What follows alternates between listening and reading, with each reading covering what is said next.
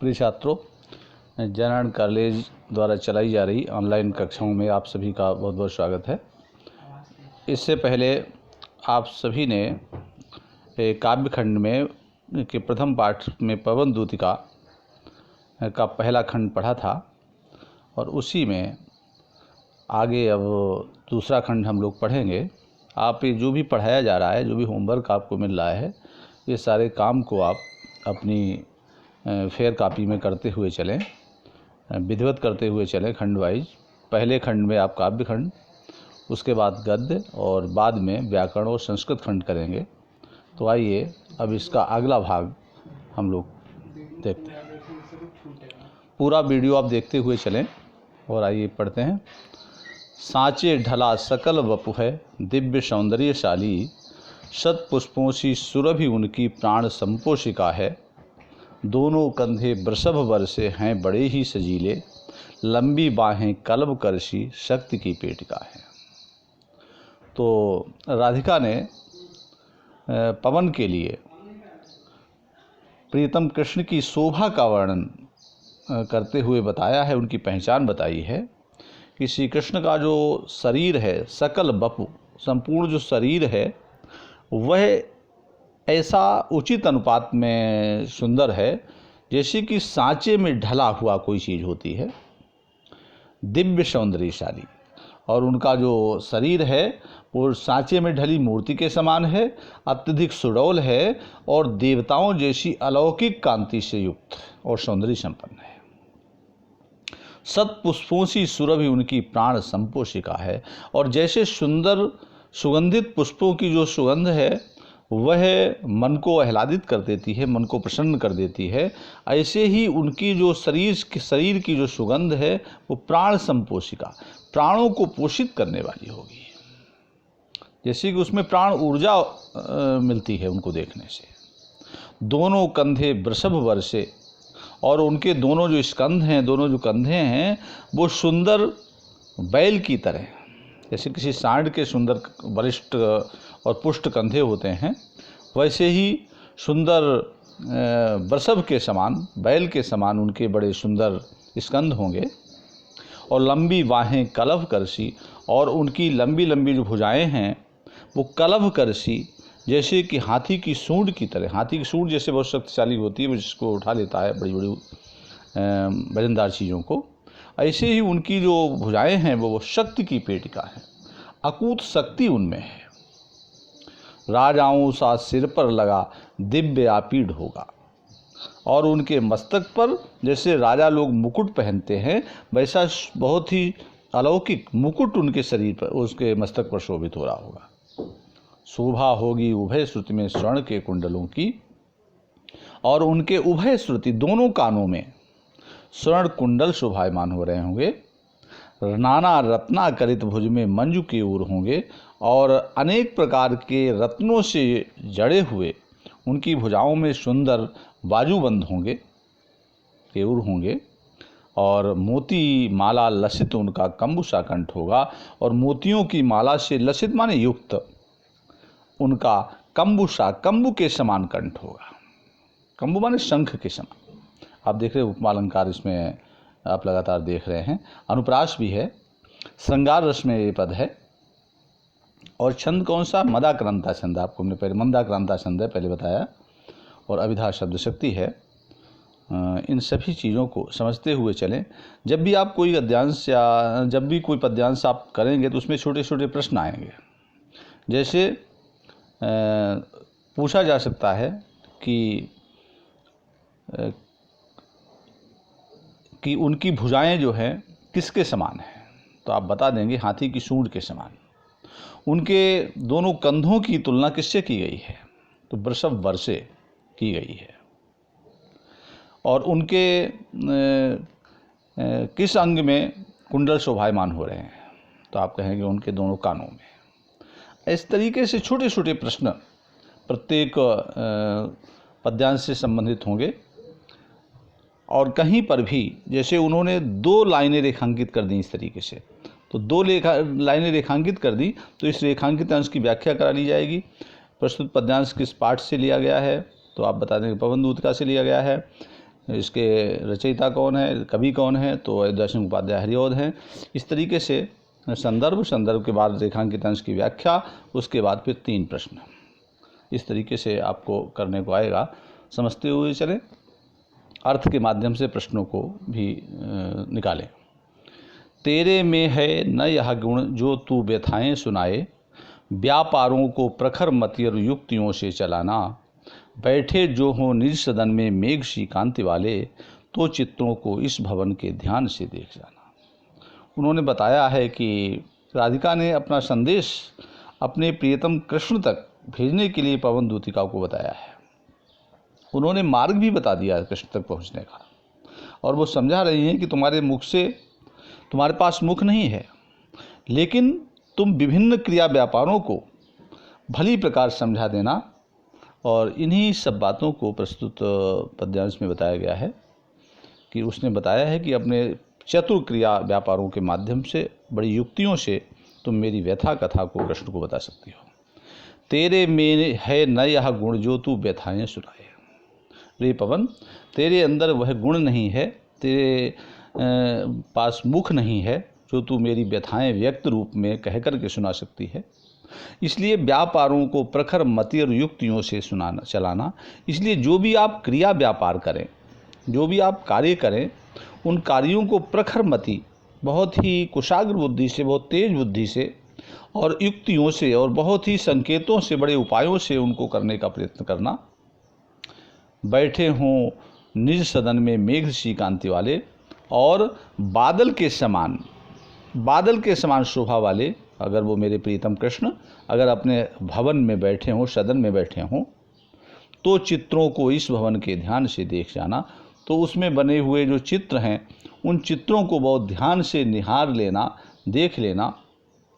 और जो चित्रों में विरह विधुरा का मिले चित्र कोई, और इन चित्रों में कोई विरह विधुरा, कोई विरह के कारण दुखी कोई स्त्री का अगर चित्र कोई दिखाई दे, विरह में व्याकुल किसी स्त्री का अगर चित्र कोई दिखाई दे, तो उसके निकट जाना और उसको बड़े भाव से, बड़े आहिस्ते से उस चित्र को हिलाना, उसको चंचल करना। प्यारे हो के चकित जिससे चित्र की ओर देखे।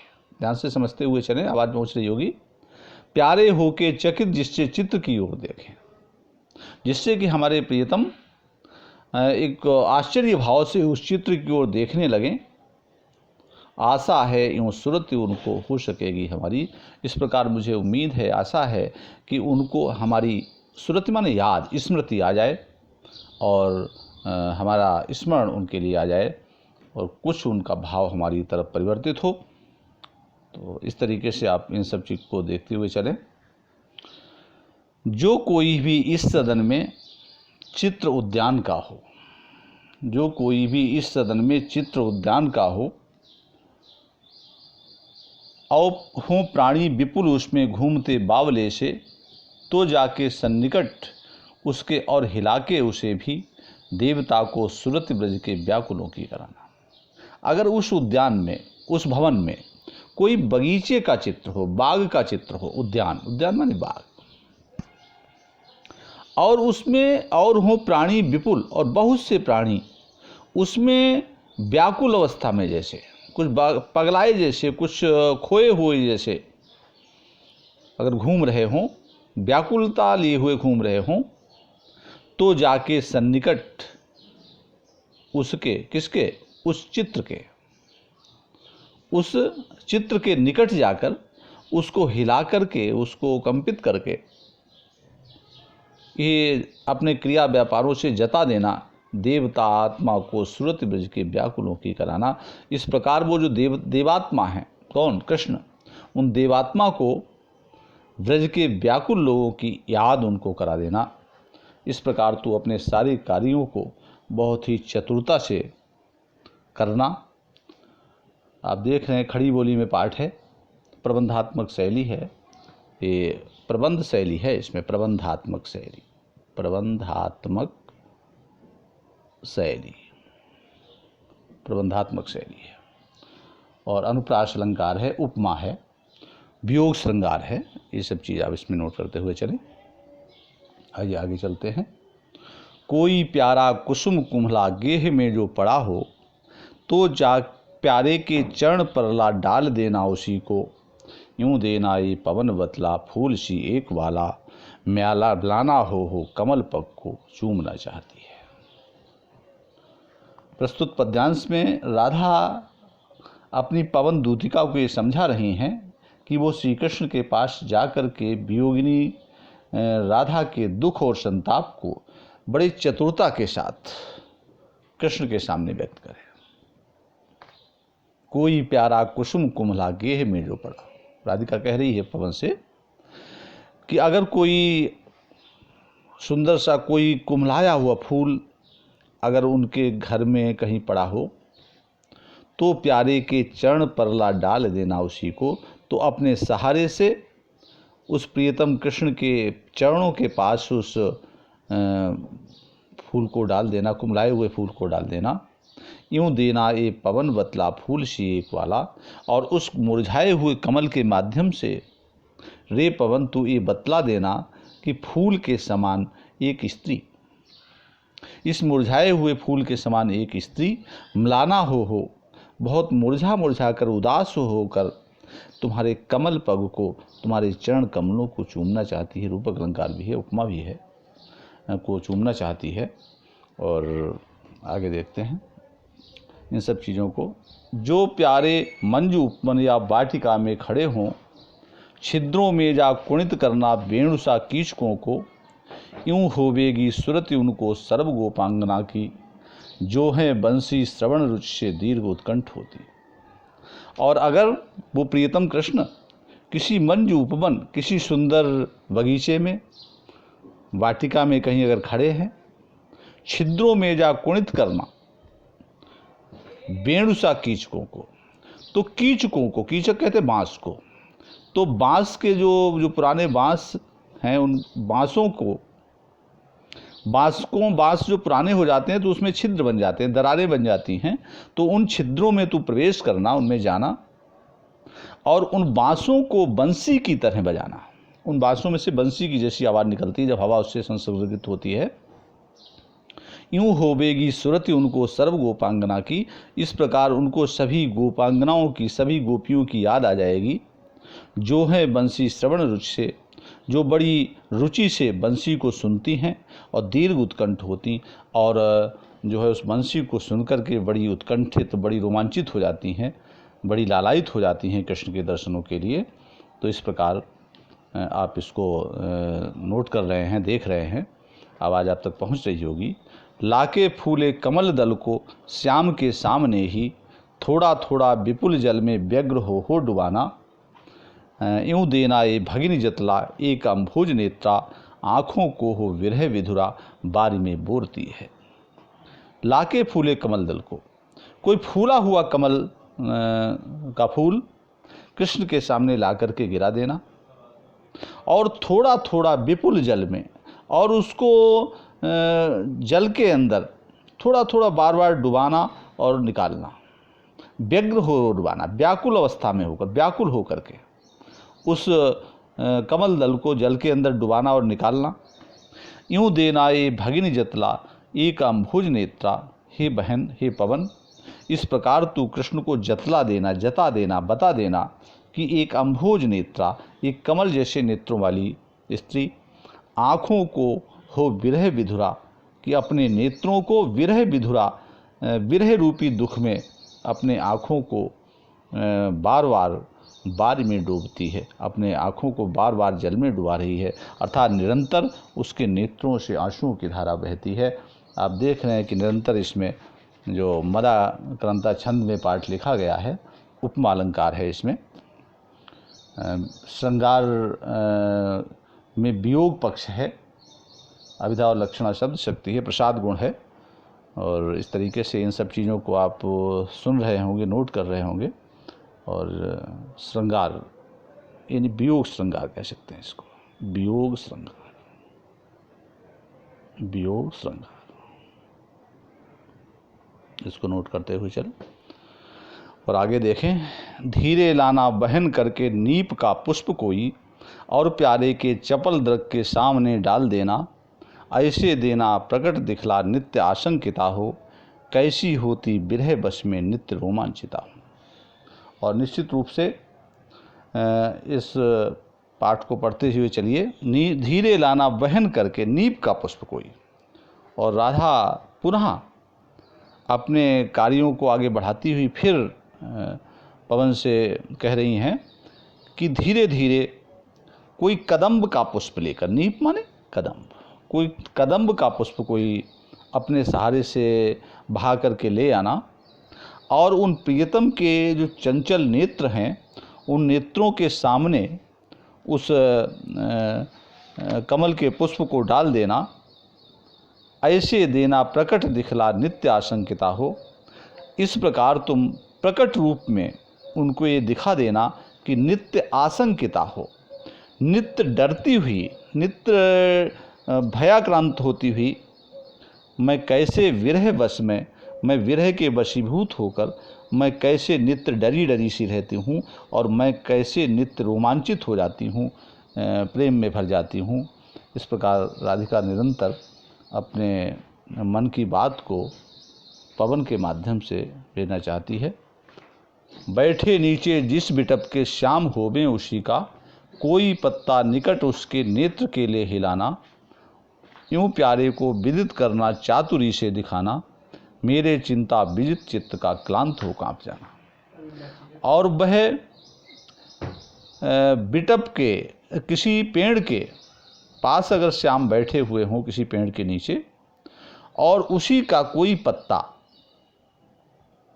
उनके नेत्रों के पास ले जाकर उस पत्ते को कंपित करना, हिलाना, उस पत्ते को कंपित करना, हिलाना, यूं प्यारे को विदित करना, इस प्रकार प्रियतम कृष्ण को ये ज्ञात करा देना, बता देना, बड़ी चातुरी से इस कार्य को, बड़ी चतुरता से, बड़ी कुशलता से इस कार्य को करना, चातुरी से यूँ बताना, मेरे चिंता विजित चित्त का क्लांत हो कांप जाना। और उनके बाद बता देना कि जैसे ये पत्ता हिल रहा है, कांप रहा है, वैसे ही मेरे चित्त को, चित्त माने हृदय, मेरे हृदय को चिंताओं ने जीत लिया है, चिंता विजित, मेरे हृदय को चिंताओं ने जीत लिया है, और नित्य में परेशान हो करके जैसे ये पत्ता कांप रहा है वैसे ही मैं कांपती हूँ, और मैं निरंतर जो है वो आपके वियोग में के कारण क्लांत रहती हूँ और कांपती रहती हूँ, इस पत्ते की तरह। उपमा और अनुप्रास दोनों अलंकार इसमें हैं। वियोग श्रृंगार में है पाठ, खड़ी बोली में है, प्रबंध शैली भी है, और मंदाक्रांता छंद सभी में है ही। सूखी जाती मलिन लतिका जो धरा में पड़ी हो, तो पावों के निकट, जो धरा में पड़ी हो तो पावों के निकट उसको श्याम के ला गिराना, यूं सीधे से प्रकट करना, प्रीति से वंचिता हो, मेरा होना अति मलिन और सूखते नित्य जाना। निरंतर राधिका अपनी दशा का, अपनी मनोभावना का जो है वो संदेश पवन के माध्यम से उसको दूतिका बनाया है, वो कृष्ण तक भेज रही हैं कि सूखी जाती मलिन लतिका जो धरा में पड़ी हो।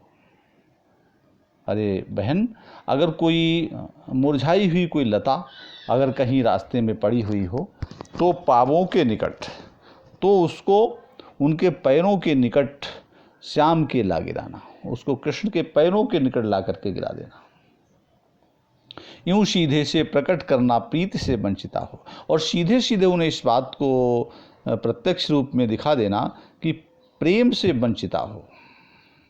जैसे कि लता अपनी डाली से अलग हो गई है और ये सूख रही है, उसी प्रकार मैं भी आपके प्रेम से वंचित हो गई हूँ। मैं भी नित्य इसी तरीके से मलिन हो रही हूँ, उदास हो रही हूँ, सूखती जा रही हूँ। इस प्रकार तुम मेरी दशा को प्रियतम कृष्ण को बताने का प्रयत्न करना। आगे देखें, कोई पत्ता नवल तरु का पीत जो हो रहा हो, तो प्यारे के द्रगल युग के सामने लाओ से ही धीरे धीरे संभल रखना, और उन्हें यूँ बताना, पीला होना प्रबल दुख से प्रोषता सा हमारा। अगर कोई नए पौधे का कोई पत्ता जो कम उम्र का पौधा है शिशुतरु, ऐसा कोई पत्ता अगर पीला हो रहा है तो प्यारे के दृग युगल के सामने ला उसे। तो उस पीले पत्ते को प्रियतम कृष्ण के दृग युगल दोनों नेत्रों के सामने उसे लाकर के स्थिर कर देना, उसे लाना और धीरे धीरे सबल रखना और उस पत्ते को उनके नेत्रों के सामने स्थिर कर देना, संभाल के रखना, रोके रखना और उन्हें यूँ बताना और उन्हें इस प्रकार बता देना और उन्हें इस प्रकार बता देना कि पीला होना प्रबल दुख से प्रेषता सा हमारा, कि नित्य जो राधिका है वह भी प्रबल दुख से, बहुत ही कठोर दुख से नित्य इसी पत्ते की तरह पीली होती जा रही है, जैसे कि प्रोषिता नायिका, जैसे कि जिसका पति प्रदेश में हो और कोई नायिका उसके वियोग में, उसके स्मरण में हर समय लीन रहती, प्रोषिता नायिका कहलाती है। तो उस प्रोषिता नायिका की तरह नित्य मैं भी जो है वो कृष्ण के वियोग में प्रबल दुख से पीली हो रही हूँ। यूं प्यारे को विदित करके सर्व मेरी व्यथाएं, धीरे धीरे बहन करके पाँव की धूल लाना, थोड़ी सी भी चरण रज जो लान देगी हमें तू, हा कैसे तो व्यथित चित्त को बोध में दे सकूंगी। प्रस्तुत जो पद्यांश है उसमें राधा ने पवन को बताया है कि यदि तो कुछ न कर पाए तो केवल इनके चरणों का स्पर्श करके आ जाना, तो मैं तुझी को अपने गले से लगा करके संतोष का अनुभव कर लूँगी।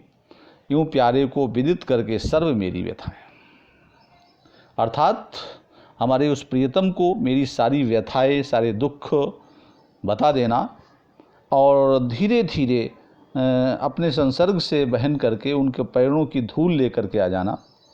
थोड़ी सी भी चरण रज, और थोड़ी सी भी अगर उनके पैरों की जो धूल है अगर तू मुझे ला करके नहीं देगी तो हा दुख है कि कैसे मैं, हा दुखवाचक शब्द है, कि कैसे व्यथित चित्त को, तो मैं अपने दुखी हृदय को कैसे बोध दे सकूंगी। बोध माने सांत्वना, मैं कैसे सांत्वना दे सकूंगी।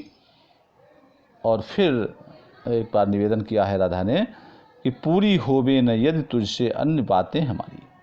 उनके अनन्य प्रेम का ये परिचायक है, अनन्य संतोष उसमें व्यक्त हुआ है कि पूरी होवे न यदि तुझसे अन्य बातें हमारी, और अगर तुम कुछ भी नहीं कर पाओ, सब कार्य पूरे नहीं कर पाओ, तो मेरी विनय इतनी सुन लीजिए, मेरी विनती, और मान लीजिए और तुम यहाँ से चली जाओ। छू के प्यारे कमल पग को प्यार के साथ आ जाओ। तुम मेरे प्रियतम कृष्ण के जो कमल पग हैं, जो चरण कमल हैं, उनको प्रेम के साथ उनका स्पर्श करके मेरे पास आ जाओ। जी जाऊंगी हृदय तल में मैं तुझी को लगाकर। तो मैं उनके चरणों के स्पर्श का अनुभव मैं तुझी को अपने हृदय से लगा करके कर लूँगी और मैं अपने जीवन को कुछ सांत्वना, कुछ बोध दे सकूँगी। आप देख रहे हैं कि राधा का जो प्रेम है वो बिल्कुल ही अलौकिक प्रेम है। खड़ी बोली में पाठ है, प्रबंधात्मक शैली में है, प्रसाद गुण है, अभिधा शब्द शक्ति है, सीधा सीधा अर्थ लग रहा है। इस प्रकार आप सारे पाठों के वीडियो को अंत तक देखते चलें और जो काम इसमें आपको मिल रहा है उस काम को आप करते हुए चलें। इसका भी PDF आपको भेज दिया जाएगा गृह कार्य का, और जो परिचय आपको भेजा गया है, इससे पहले जो पढ़ाया गया है, वो सब काम फेयर कॉपी पर करते हुए चलें। अंत में जो आपका स्कूल खुलने पर ये सारा कार्य आपका देखा जाएगा।